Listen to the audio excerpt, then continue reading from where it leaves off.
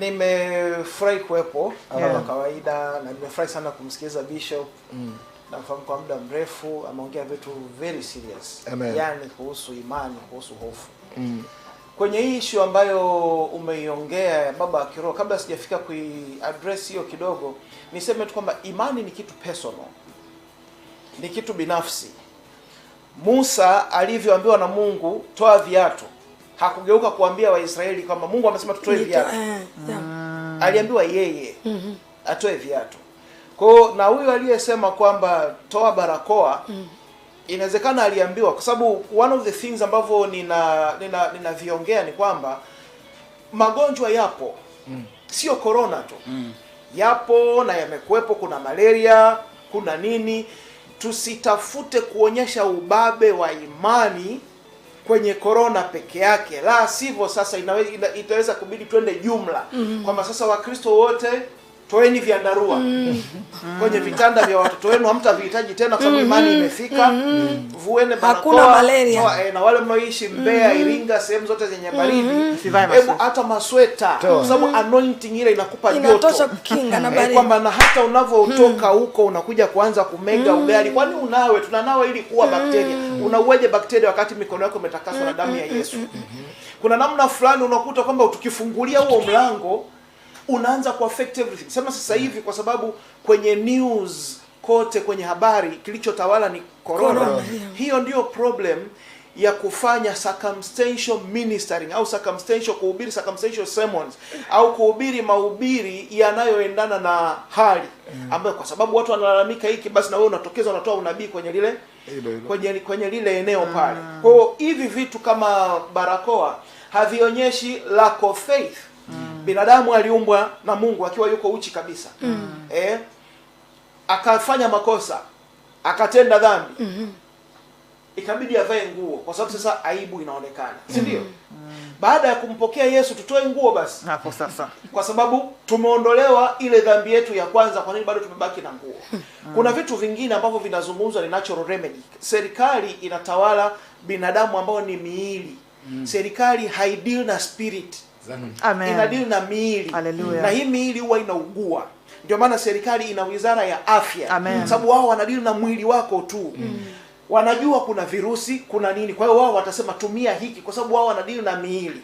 Sasa nyinyi mnao deal na roho, mkija na mafunuo ya kwenu tofauti, inakuwa ni difficult. Lakini hawa wanaosema kwamba hatuwezi kupata corona, wao wenyewe unakuta wanamuaga malaria, anaharisha, ana mchungaji msaidizi anaendelea na kazi, yeye yuko tight nyumbani. Unaona kwamba kama magonjwa mengine yanakupata, imani haiwezi kuchoose kwamba ijimanifest kwenye eneo la corona tu ndio kwamba yani uonyeshe ubabe wako wa kiimani pale. Nikamwona mmoja anasema kwamba itabidi kwa wale ambao hamna imani mtembelee imani yangu. Hakuna mtu anaweza katembelea imani yako. The problem with this ni kwamba unaweza ukawaambia watu wasifanye kitu fulani, kumbe wao hawajavuviwa kile ulichovuviwa wewe. Amen. Kwa wakati ule mwingine ni mchanga, ametoka tu kumfahamu Mungu miezi 8 miezi 6 iliyopita, bado anaanza kufahamu hivi vitu.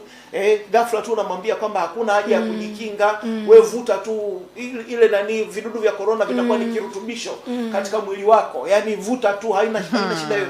Anaingia anavuta, anapata tatizo, anaanza kusema sasa mchungaji alisema, kwa sababu ulimwambia afanye kitu ambacho hajakielewa, hajavuviwa ile elimu ya Kristo haimo ndani yake kuhusu hicho kitu. Ni malizie kwa swali lako ambao umezungumza kuhusu issue za baba wa kiroho. Kama Bishop alivyosema, that's a big topic. Kwanza yenyewe tu ni topic kubwa sana. Tukiacha hiyo, Mungu anasema aliponyanyuliwa juu Kristo, alitoa vipawa kwa watu. Alitoa wengine kuwa mitume, wainjilisti, sio wachungaji, manabii, walimu, ili mwili wa Kristo ujengwe, hatimaye tufikie umoja wa imani na kimo cha kuweza kufikia kimo cha cheo cha utimilifu wa Kristo. So hizi 5 ministries, hizi huduma 5 ambazo alizitoa kama zawadi kwa watu. Nielewe kwanza. Nakuelewa. Unapompa mtu zawadi, unamjali yule mtu kuliko ile zawadi. Of course. No.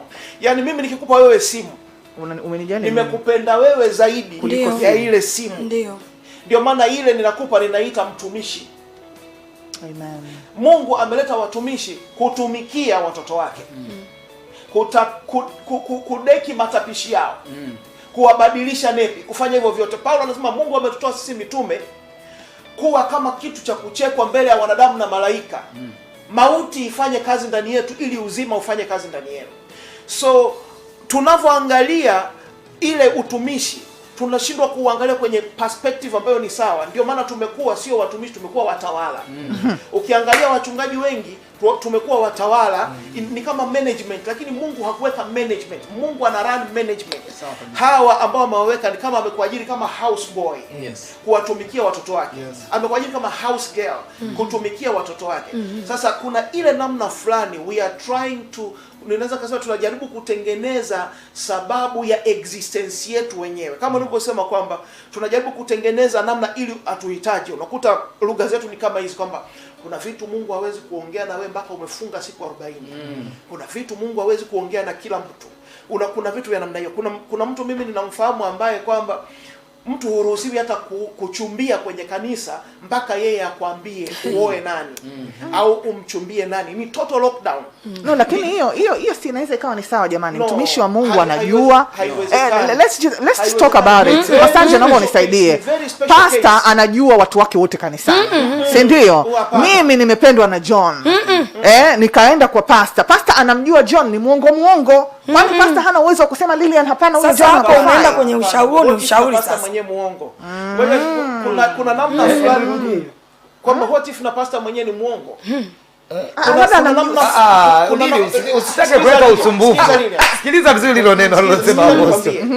Kuna vitu fulani ambavyo sisi watumishi tumejiingiza mno kwenye personal lives. Kama alichosema mtumishi, tunachotakiwa ni kuwafundisha Kristo. Kuwafundisha, kuwaintroduce kwa Roho Mtakatifu. Halafu Roho Mtakatifu anakuwa na ile live link ya kuanza kuongea na mtu. Yaani tuna uwezo kabisa wa kuwafikisha watu kwenye sehemu ambayo wamekomaa kiroho, wana ujuzi wa mema na mabaya. Lakini unakuta kuna vitu fulani watumishi tunavi withhold ili wasijue ile kweli, ili waendelee kutuhitaji. Unakuta request nyingi sana kwenye simu, vitu vingi sana, vitu ambavyo ungeweza kuwafundisha watu kuisikia sauti ya Mungu, kumtegemea Mungu, jinsi ya kucontrol mwili, jinsi ya kucontrol vitu mbalimbali. Unaweza ukamfikisha mtu akafikia kimo cha cheo cha utimilifu wa Kristo. The reason natufanye hivyo ni ili niendelee kuwa relevant katika maisha yako, ili niendelee kuwa na usemi katika maisha yako. Na kuna namna fulani, kuna mtu anaweza kawa anaangalia, mfano Lilian tuchukulie kwamba hujaolewa, unaisupport ministry yangu financially katika namna fulani ambayo kwa kweli yani ninaifeel kwamba ananisupport huduma yangu financially. Halafu anatokea mtu tu fulani huko anakuja anasema anataka kukuoa, alafu anamuoa hivyo, jamaa anakaa Tandaimba, yani akimoa wanaenda Tandaimba. Ninaangalia kama Marekani. Acha na mambo ya Marekani. Ukija kuniuliza lazima nitoe jibu fulani la kwamba huyu mimi nasomesha watoto kutokana na huyu. Sasa huyu wa Tandaimba anapokuja kumuoa huyu, kuna namna fulani inakwenda kutokea, kwa hiyo kuna vitu fulani ambavyo tumejiingiza mle, na ambacho mimi ninawaambia Wakristo ambao wanatusikiliza ni kwamba kwa kutumia tu msemo wa mtaani kwamba jiongeze. Huyu Mungu ambaye umemuokokea, huyu Mungu ambaye amekuokoa, mfahamu sana mwana. Biblia ninapenda ninachosema kwamba wanaoongozwa na Roho hao ndio wana wa Mungu. Hebu jaribu kufika mahali useme kwamba hivi hawa wanaonihubiria kwani wao wanayasikiaga wapi hayo mambo? Mpaka wajue niambie. Wasijifunze kutoka kwao, wasikilize ile misingi ya imani, wasikilize jinsi ya kumfahamu huyo Kristo. Ninawahakikishia jamani, Yesu anaongea. Roho wa Kristo ukitulia naye anaongea na anatoa majibu. Unakuta mara nyingi vitu vidogo tu kwamba ninataka kuanzisha genge la nyanya, baba wa kiroho anasemaje? Ninataka kuchumbia, baba wa kiroho anasemaje? Ninataka kununua gari, mpaka magari watu wanauliza kwa baba wa kiroho, ninunue gari gani? Hiyo ina maana tumekuwa crippled kabisa, tumekuwa vilema kwamba Roho Mtakatifu hayupo tena, hatuwezi kuongozwa tena na Roho Mtakatifu, ni mpaka mtu fulani aseme. Na unaenda kwa mtumishi unauliza ninunue gari gani? Mimi nimekuwa na mapenzi ya IST, anasema leta herufi zake IST. Hii inasimama baada ya neno analitafutia ST. Hayo maneno matatu ni shida. Biblia inasema amani ya Kristo yamue kitu kinaitwa Corolla. Anza na C ambayo ni Christ. Corolla ndio magari ya kutumia. Corolla. Yeah. Jesus. Kwa kusema hivi ni kwamba sisi tuliompokea Kristo ni wana wa Mungu halisi kabisa. Na roho wake anasema Roho Mtakatifu amemweka ndani yetu, anatuwezesha kuita Aba, yani baba. Hiyo maana yake ndio andiko. Maana yake Roho Mtakatifu aliyetuwekea ndani kwanza anatu-identify. Anasema roho wake anashuhudia pamoja na roho zetu kwamba sisi tu wana wa Mungu, si ndio? Halafu anatuwezesha kumgeukia baba na kusema Aba, na kuweza kuanza kuongea naye directly bila mchungaji. Bila mchungaji kabisa. Yaani tuna uwezo wa kuongea na Mungu bila nabii. Sasa hivi kuna ile dependency ya nabii kwamba mtu anataka akatabiriwe sehemu fulani ndio maisha yaende. Lakini tuna neno la Mungu ambalo limeongea na sisi. Tuna neno la Mungu ambalo limeongea na sisi na limetufundisha. Tuna namna fulani ambayo tayari Mungu ameshaji-invest ndani yetu. Tuna uwezo wa kwenda. Haimaanishi tusisikilize tena wachungaji, haimaanishi, lakini wao wanachotupatia ni chakula ambacho kinanipa energy ya kuishi na Mungu. Mchungaji anaweza, halafu inawezekana kabisa ukawa na hekima kuliko mchungaji wako. Hiyo pia. Ngoja nikwambie, mimi mwenyewe kwa sababu ninachunga watu, ninafahamu mtu kila mmoja ameitwa tofauti. Mimi naweza nikawa ninamchunga Masanja, si ndio? Lakini ninaweza nikawa nimemjengea misingi ya neno, imemfikisha mahali kutokana na Roho Mtakatifu jinsi alivyomuita yeye, akafika mahali aka-exceed wisdom yangu. Pamoja na kwamba yuko chini yangu, haimaanishi kwamba hana macho, haimaanishi kwamba hana masikio ya kiroho. Na kuna vitu anaweza kukaa na mimi akasema, mtumishi, ninavyoona hivi na hivi, nikakuta na mimi nimepata elimu fulani, nimepata faida fulani. Kuna ile namna fulani sisi kama watumishi, because of inferiority, ya kujiona ni mdogo na nini, unajaribu kuzima kila aina ya hekima. Kumbe wale wenye hekima ambao Mungu anawainua kanisani kwako ni kwa ajili ya kukusaidia. Anatokea kijana fulani, anamwambia siku ya vijana, pengine anahubiri kijana mwenyekiti wa vijana, moto akisema moto unawaka, moto unashuka, unasema huyu hapandi tena madhabahuni, bila control huyu atanizidi, anapigwa lockdown. Hizo lockdown hazijaanza leo kwenye makanisa, tumekuwa nazo muda mrefu, anapigwa lockdown. Lakini kama watumishi, hebu fika mahali, just relax.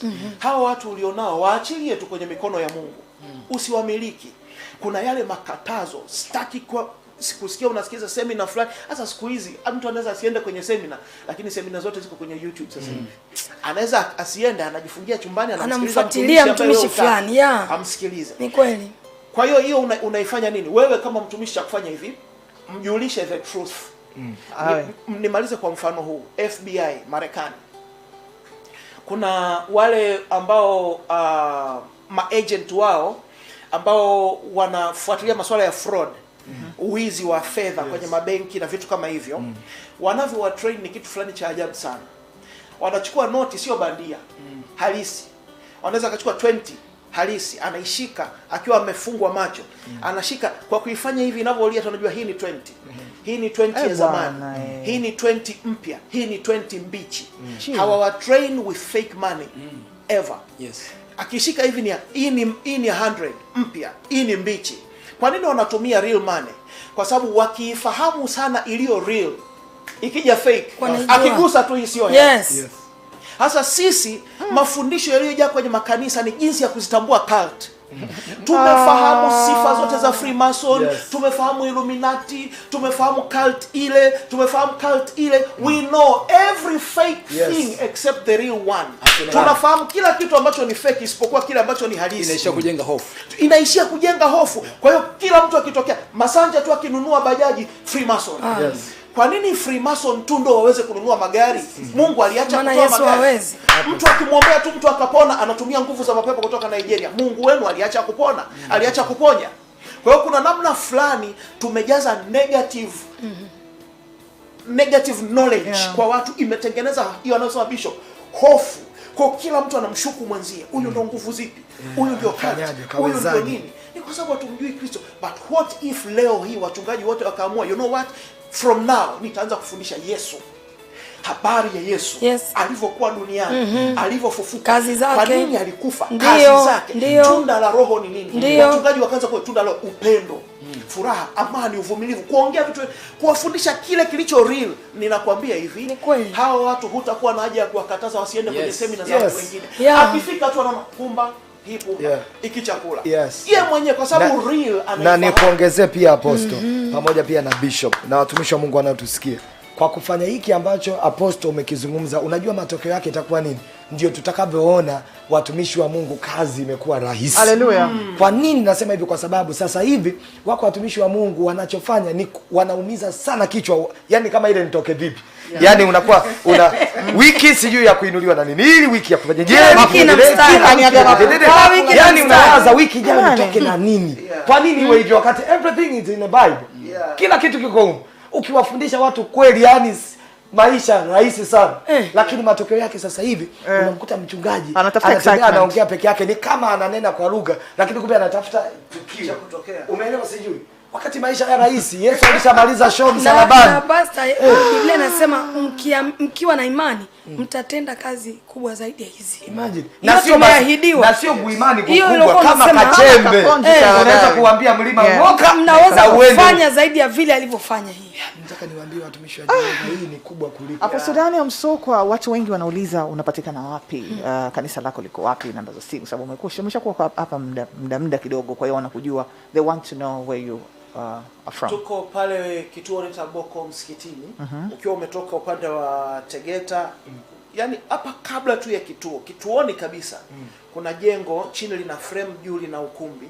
Ndio tuko pale, yani kwenye lami kabisa, wala hakuna mitaa ya kukata nini. Ukiwa umetoka upande wa Tegeta pale Boko msikitini, huwa tunakuweko, tuko pale juu. Kwa hiyo tunawakaribisha.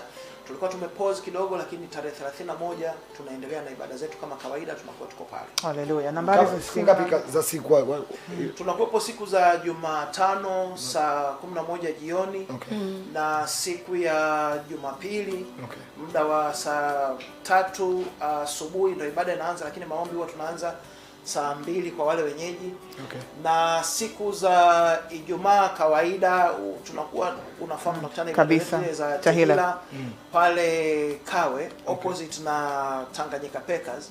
Kuna ukumbi wa Andre Rose pale, ambao kuanzia wiki ya kwanza ya mwezi wa 6 tutaendelea na ibada zetu pale, lakini hiyo inakuwa ni saa 1:30 jioni. Huwa ni kama nusu mkesha hivi, tunakwenda mpaka saa 5:30 jioni. Nambari za simu za kupiga kwa yule. Namba za simu kwa wale ambao wanatutafuta ni 0767 805 001. Rudia tena kwa mara. 0767 805 001.